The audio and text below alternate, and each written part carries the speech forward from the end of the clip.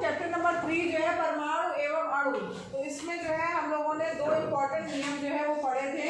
वो क्या थे? रासायनिक संयोजन के नियम। इसमें पहला नियम क्या था? कौन बताएगा? द्रव्यमान संरक्षण का नियम। चलो बताओ, पढ़े हो। रासायनिक क्रिया में ना तो उनका सृजित किया जा सकता है, ना ही उनका विनाश होता है। और कौन बताएगा? द्रव्यमान संरक्षण के अनुसार किसी भी रासायनिक अभिक्रिया में ना तो उसको सृजित किया और ना विनाश। कोई भी रासायनिक अभिक्रिया होती है तो उसमें द्रव्यमान को ना तो सृजित किया जा सकता है, ना ही उसको बनाया जा सकता है, और ना ही द्रव्यमान को नष्ट किया जा सकता है। जो भी किसी भी तत्व का जो द्रव्यमान है वो जो है वो एकदम निश्चित रहेगा। जो द्रव्यमान है वो रासायनिक अभिक्रिया में दूसरी तरफ जाने के लिए उतना ही उसका द्रव्यमान रहेगा, उसको नष्ट नहीं किया जा सकता है, ना ही उसको किया जा सकता है। अब तो दूसरा हमने इम्पोर्टेंट नियम पढ़ा था, स्थिर अनुपात का नियम। क्या है ये? फटाफट बताइए। स्थिर अनुपात का नियम क्या है? कौन बताएगा? 1 से 8। स्थिर अनुपात का नियम पढ़ते नहीं हो घर जाके तुम लोग? पढ़ते हैं तो फिर कैसे याद? स्थिर अनुपात नाम से स्पष्ट है। स्थिर अनुपात यानी आप कभी भी देखो तत्वों से मिलकर के बनता है यौगिक, है ना? तत्व जो है आपस में मिलते हैं तो बनाते हैं यौगिक। तो जो भी यौगिक बन रहा है उसमें जो उसका अनुपात होगा वो स्थिर रहेगा। वो यौगिक चाहे कहीं से भी प्राप्त किया जाए। जैसे मान लीजिए अगर हम बात करते हैं पानी की, तो पानी जो है वो हाइड्रोजन और ऑक्सीजन से मिलकर के बना हुआ है। अब ये पानी आपको उसका स्रोत कोई भी हो सकता है, चाहे वो झील से लाया जाए, चाहे वो समुद्र का पानी हो, चाहे वो ट्यूबवेल का पानी हो, उन सभी में जो है इसका अनुपात जो है वो निश्चित रहेगा, स्थिर रहेगा, जो कि क्या है 1:8। तो 1:8 का अनुपात जो है वो हमेशा आप कहीं से भी पानी लेके आओ उसमें जो है हाइड्रोजन और ऑक्सीजन का अनुपात क्या होगा? 1:8 होगा। सबको समझ में आया? इसी को कहा जाता है स्थिर अनुपात का नियम या निश्चित अनुपात का नियम भी कहा जाता है। तो ये तब हम लोगों ने पढ़ लिया था परमाणु क्या होता है। तो यहाँ देखो परमाणु जो है यहाँ से पढ़ना था ना। अब परमाणु क्या होता है? जैसे अगर मान लीजिए कोई भी पदार्थ है या कोई भी द्रव्य है तो उसकी जो सबसे सूक्ष्मतम इकाई है या संरचनात्मक इकाई है वो क्या कहलाएगा? परमाणु कहलाएगा। ठीक है। तो परमाणुओं से कोई भी आपने इतना जैसे जब एक्सपेरिमेंट हुआ वैज्ञानिकों ने खोजा तो ये पता लगाया कि जब उसको किसी भी द्रव्य को किसी भी पदार्थ को छोटे छोटे कणों में बांटा जाएगा तो वो सबसे जब छोटा कण होगा वो क्या है? परमाणु है। या एक तरह से कहा जाए परमाणु किसी भी पदार्थ की संरचनात्मक इकाई है या रचनात्मक इकाई क्या होती है? वो परमाणु होती है सभी द्रव्यों की। ठीक है, चाहे वो ठोस हो, चाहे वो द्रव हो, चाहे। अब बात करते हैं परमाणु कितने बड़े होते हैं भाई? इसका साइज क्या है? बहुत छोटे होते हैं, है ना?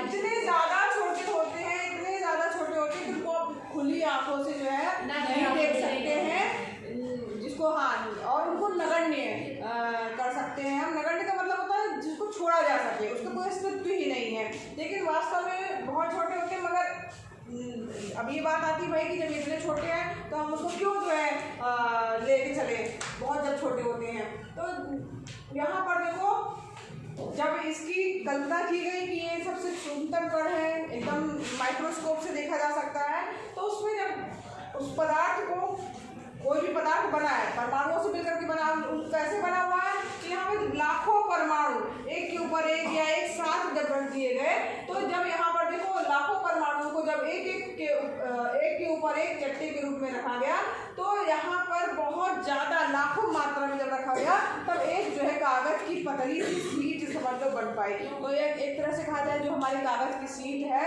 वो उसमें लाखों परमाणु है, जो कि हमको दिखाई खुली आंखों से नहीं देते मगर उसमें वो बहुत ज्यादा परमाणुओं से मिलकर के बना होता है। तो यहाँ पर देखो उसका आकार दिया गया है।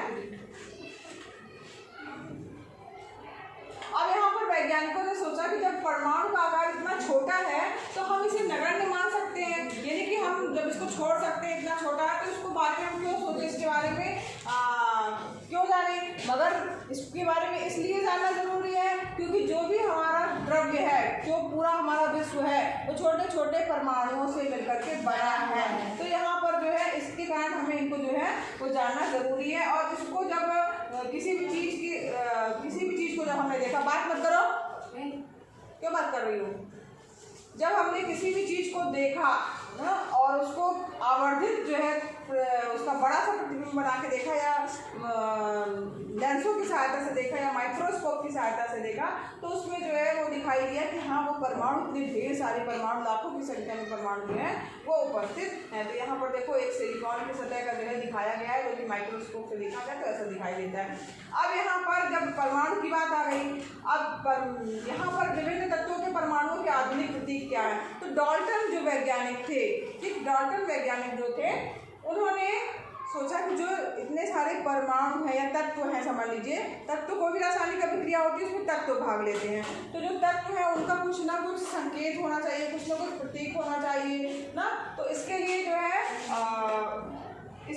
है उन्होंने जो है कई नियम, जैसे उन्होंने प्रयोग किया कि क्या हम उसको दे सकते हैं, क्या उनका नाम रखें हम। तो इसके लिए जो है निश्चित जो है उसका प्रतीक माना गया। जैसे हाइड्रोजन को चिन्ह प्रतीकात्मक स्वरूप में इस तरीके से दिखाया गया, फास्फोरस को इस तरीके से दिखाया गया, कॉपर की बात आती है तो कॉपर को ऐसे दिखाया गया, गोल्ड को ऐसे दिखाया गया। तो ये प्रतीकात्मक रूप में जो है उनको जो है वो दिखाया गया। तो यह प्रतीक तत्व के एक परमाणु को प्रदर्शित करता है। तत्व का जो एक परमाणु है वो इस तरीके से दिखाई देगा, जैसे हाइड्रोजन का एक परमाणु जो है, हाइड्रोजन तत्व का एक परमाणु ऐसा दिखाई देगा, फास्फोरस तत्व का एक परमाणु ऐसा दिखाई देगा। इस तरीके से उन्होंने सुझाया डाल्टन ने, ठीक है। तो यहाँ पर देखो, अब फिर बाद में और खोज की गई और ढेर सारे तत्व खोजे जाने लगे। पहले कम तत्व थे, फिर धीरे धीरे और नए तत्व भी खोजे गए।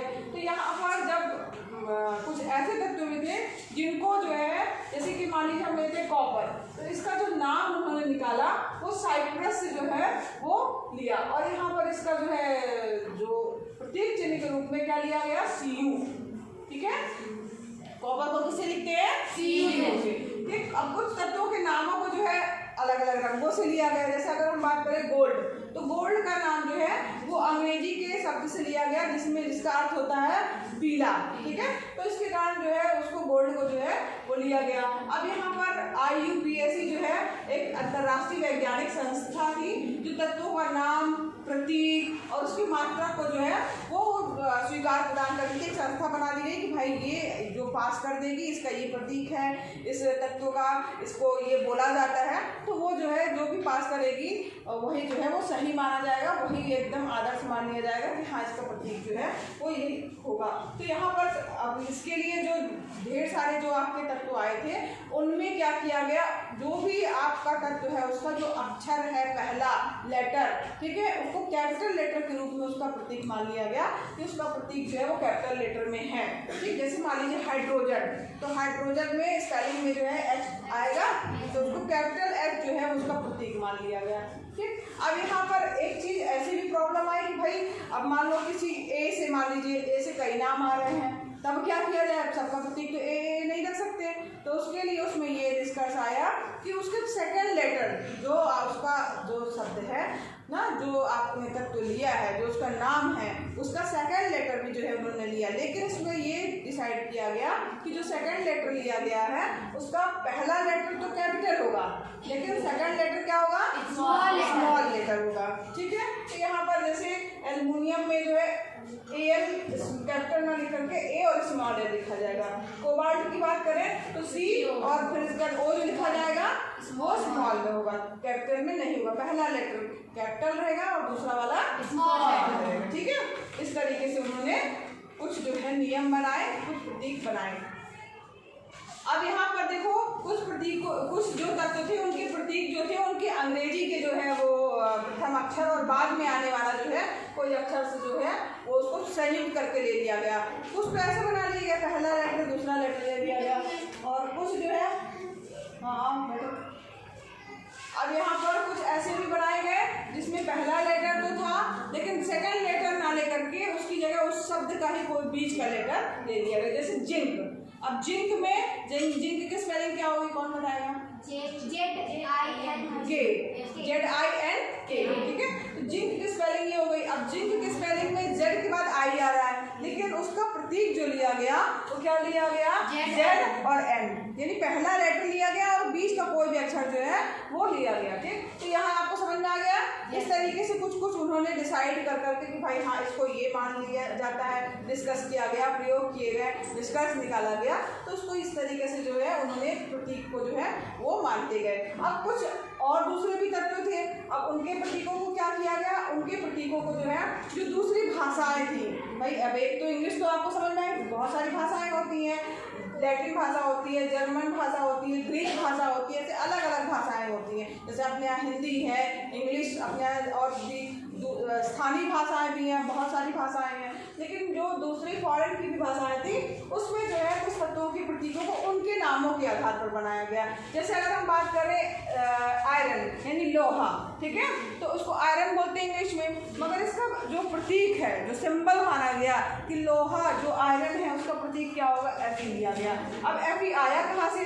उसका तो कोई सिर पैर नहीं, आई होना चाहिए, इसका ज़्यादा है तो आई और आर होना चाहिए, लेकिन इसमें ये नहीं है। क्यों नहीं है?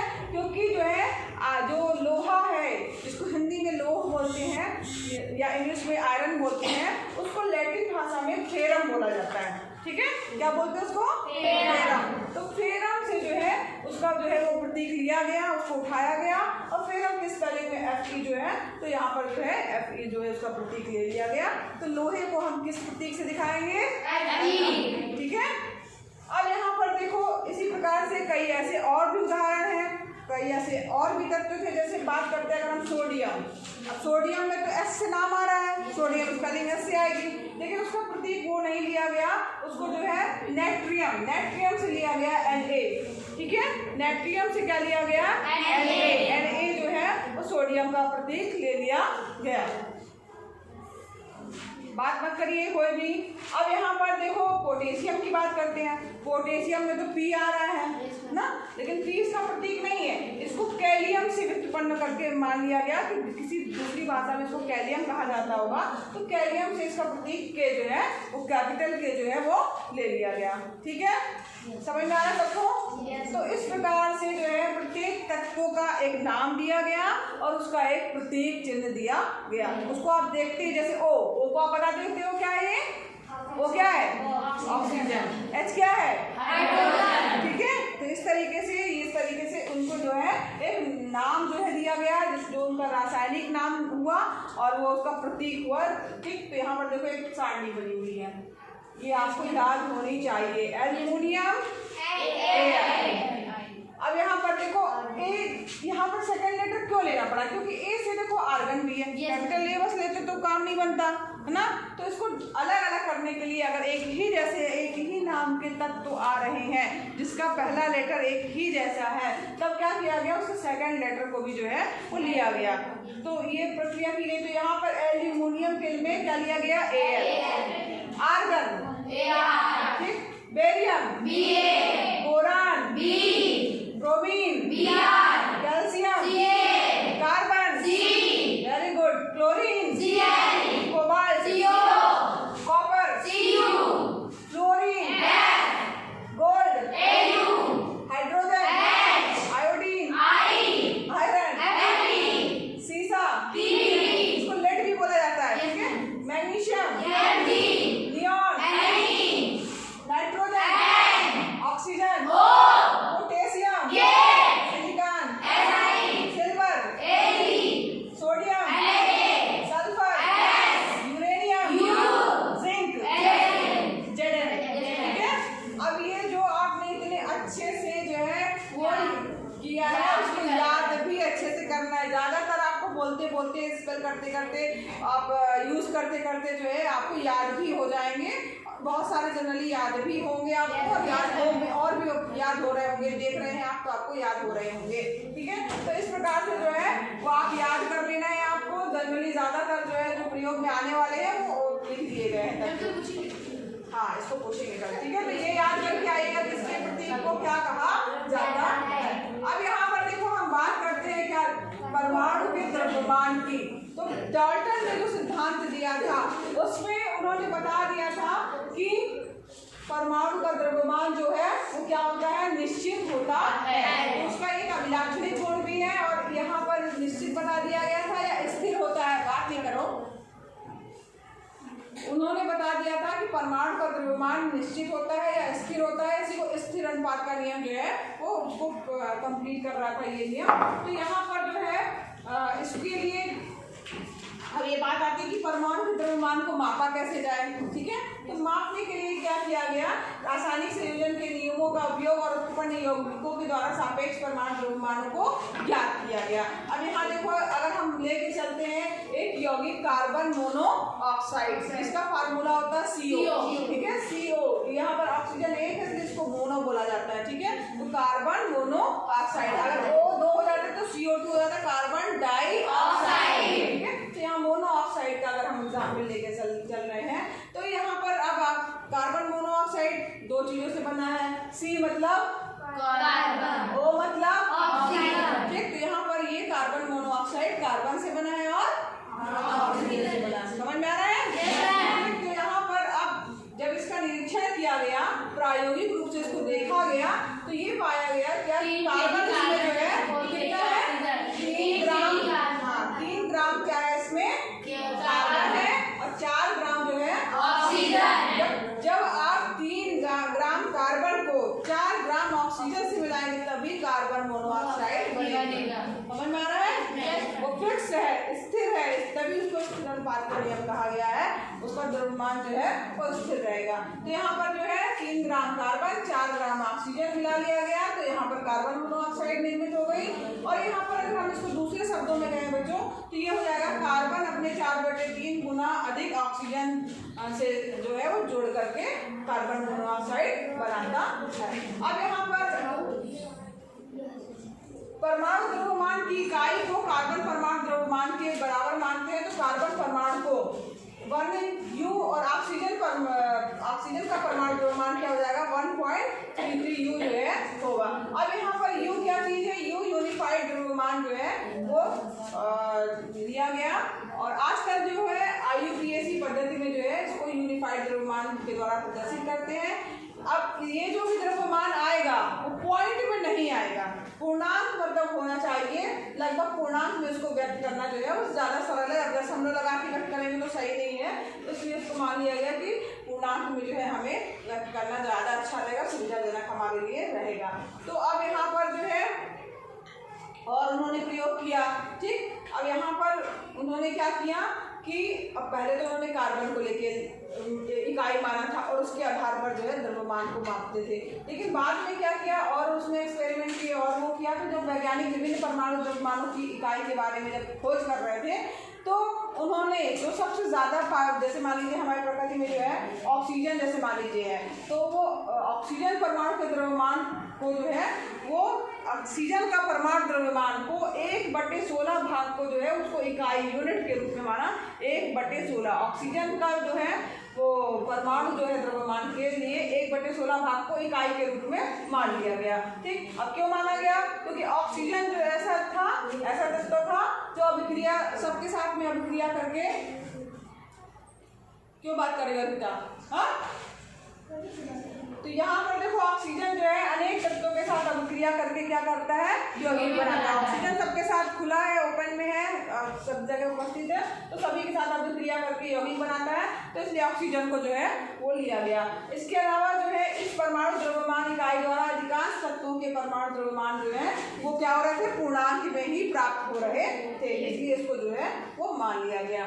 अब इसके बाद, अब ये तो ऑक्सीजन को माना गया, फिर इसके बाद क्या हुआ, अब एक्सपेरिमेंट तो लगातार वैज्ञानिक करते ही रहते हैं। तो यहाँ पर जो है 1961 में क्या हुआ कि जो परमाणु द्रव्यमान जो थे उसको ज्ञात करने के लिए कार्बन 12 समस्थानिक को जो है वो मानक माना गया, मानक रूप से जो है इसको स्वीकार किया गया। कार्बन 12 क्या किसको माना गया, कार्बन 12 समस्थानिक आइसोटोप्स को मानक संदर्भ के रूप में सार्वभौमिक रूप से स्वीकार किया गया। और कार्बन 12 समस्थानिक के एक परमाणु द्रव्यमान के, कार्बन का जो है परमाणु भाग कितना होता है, 1/12 होता है, तो यहाँ पर परमाणु द्रव्यमान के 1/12 भाग को जो है वो मानक परमाणु द्रव्यमान इकाई के रूप में मान लिया गया। पहले ऑक्सीजन को माना गया, फिर उसके बाद में कार्बन को माना गया। अब यहाँ पर भाई इसकी भी ज़रूरत थी, किसी न किसी को तो आप यूनिट मानेंगे। जैसे मान लीजिए कि एक फल बेचने वाला है, ठीक। अब यहाँ पर वह एक तरबूज लेकर कहता है कि इसका द्रव्यमान 12 इकाई है, ठीक। तो यहाँ पर तरबूज इकाई अथवा 12 फल द्रव्यमान इकाई तरबूज का मान लीजिए 12 हिस्सा करेगा, ठीक है, 12 टुकड़े करता है और पाता है कि उसके द्वारा बेचे जा रहे प्रत्येक फल का द्रव्यमान जो है तरबूज के एक टुकड़े के द्रव्यमान के सापेक्ष जो है वो कितना है। यहाँ पर देखो चित्र दिख रहा है, ठीक है। यहाँ पर अब उसने इस तरबूज के कितने हिस्से किए? 12। जैसे कार्बन 12 लिया गया ना, तो उसके मान लीजिए उसके 12 हिस्से किए, 1/12 भाग थे कार्बन 12 में, तो यहाँ पर उसके 12 हिस्से किए। अब उसका एक हिस्सा लिया, ठीक है, अब एक हिस्सा लिया और उसको आदर्श या इकाई के रूप में, यूनिट के रूप में मान लिया, ठीक है। तो यहाँ पर अब इसको तौला, अब उसके बाद दूसरे बगल में जितना फल तौल रहे हैं तो वो उसको उतने ही उस हिसाब से यूनिट के हिसाब से देगा। इकाई किसको मान लिया उसने? 1/12 भाग को तरबूज के, ठीक है। तो ये तरबूज की बात हम कर रहे हैं, लेकिन वास्तव में क्या था, ये कार्बन की बात हो रही थी। और कार्बन के जो है 1/12 यानी एक हिस्से को जो है वो लेकर के यूनिट मान के, इकाई के रूप में मान करके जो है वो दूसरे चीजों को जो है वो बताया गया। तो किसी भी तत्व के सापेक्षिक परमाणु द्रव्यमान को उसके परमाणुओं के औसत द्रव्यमान का कार्बन 12 परमाणु के द्रव्यमान के 1/12 भाग के अनुपात द्वारा परिभाषित किया गया या परिभाषित किया जाता है। तो यहाँ पर देखो, यहाँ पर दिए गए हैं हाइड्रोजन का 1, कार्बन 12, नाइट्रोजन 14। सबको याद होना चाहिए परमाणु द्रव्यमान, ठीक है।